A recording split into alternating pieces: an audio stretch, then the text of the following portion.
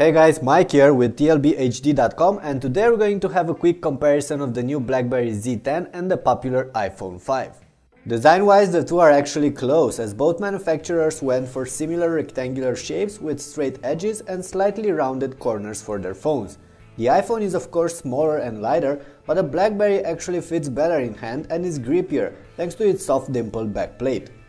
When it comes to the choice of materials though, the iPhone is a mix of metal and glass, while the Z10 is completely made from plastic, thus the Apple handset does feel more premium than its competitor.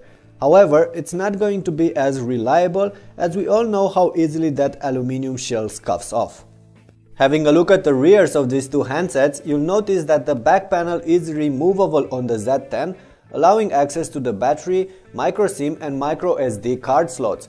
On the iPhone 5, the battery is encased, there's a nano SIM on the side and no way to expand the storage space. And the Blackberry wins when it comes to ports as well, as it features both standard micro USB and micro HDMI slots, as opposed to that proprietary Lightning port on the iPhone. The two handsets feature front-facing cameras for video calls and 8-megapixel rear shooters. In terms of image quality, both for stills and for videos, the iPhone tends to win, especially when it comes to low-light shots. As for the camera interface, I do find it more straightforward on the iPhone, while on the Blackberry you do get more functions, but you'll need time to get used to some of the features.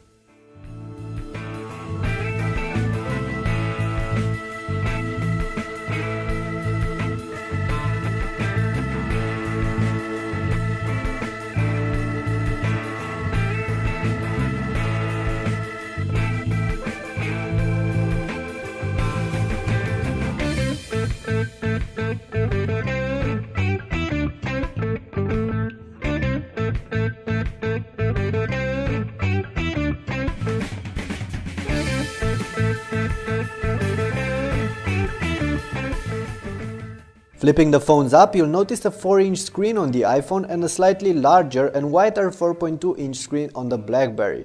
The content displayed on the screens is going to be sharper on the Z10 thanks to its higher pixel density, but you'll hardly be able to see that with the bare eye.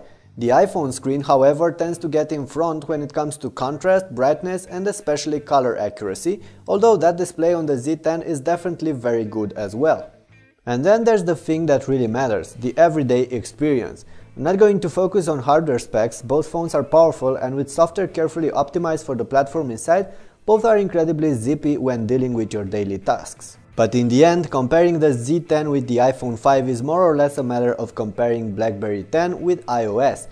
I shall not get in depth here, you can find other clips thoroughly comparing the two operating systems. I'll tell you a couple of things about them though. With iOS, things are pretty simple, as the UI is clean, straightforward and hasn't seen any radical changes for a while. That means that you're probably going to be familiar with it already, but on the other hand it means that it can feel sometimes outdated. Blackberry 10 is completely new and different than Android, iOS or any of the other popular mobile operating systems of the moment. It's a gesture-based OS, thus it resembles the late Migo and comes with a pretty steep learning curve. But once you get a hold on how things work, I believe you're actually going to like it a lot. The entire experience on the Blackberry 10 is centered around a couple of gestures, a tray of 8 active apps and the Blackberry Hub, a communication forum that gathers all your messages and notifications in one place. The OS offers close integration with email and messaging services, social media, calendar and others. Blackberry 10 also offers perhaps the best out-of-the-box keyboard on the market, hands down superior to the one on the iPhone. However, when it comes to third-party apps, Blackberry 10 is miles behind iOS right now. There's this Blackberry World Store with some apps, but most of them are bad. Still, more and better ones should be available soon.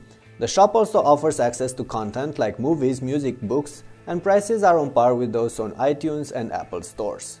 Anyway, here's how the two phones deal with the everyday tasks.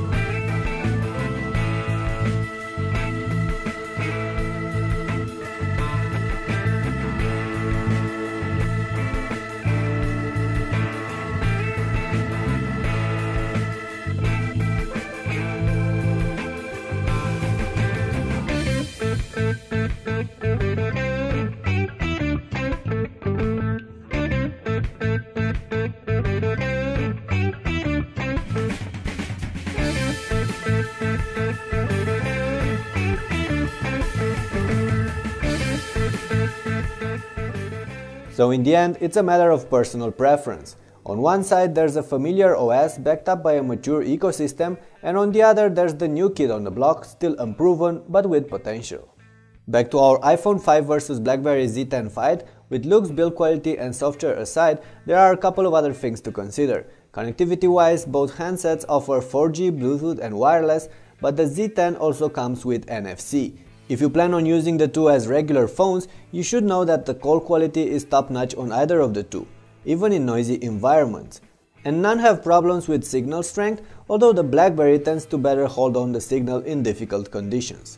Of course, what good of having a top-notch phone if it's going to run out of juice too soon? And to be frank, neither handset is impressive here. The iPhone 5 however has an excuse. It's very slender and light, plus it manages to hold through the end of the day with average use.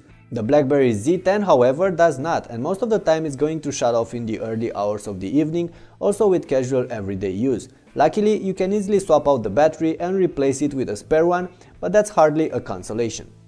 Okay, so let's wrap things up. There's little to say wrong about the iPhone 5 except for the UI that feels somewhat outdated and maybe the rather fragile metallic body. On the other hand, the Blackberry Z10 has some pesky quirks, like that poor battery life and that excuse of an ecosystem backing it right now. Yes, the OS is interesting and comes with an awesome keyboard, but is that enough? I'd say no. So, which would I pick between the two? Considering they sell for basically the same kind of money, the iPhone 5 is going to be my first choice.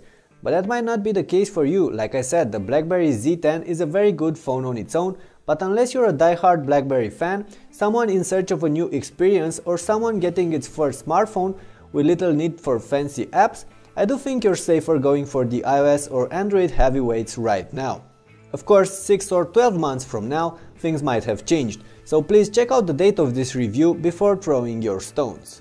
And that's about it for now, but I'm really looking forward to your opinions on this matter. So please let me know in the comments down below which of these two phones would you choose today and why. And of course, if you enjoyed this clip, make sure to leave a big thumbs up, share it to your friends and subscribe to my channel for further updates. Catch you later.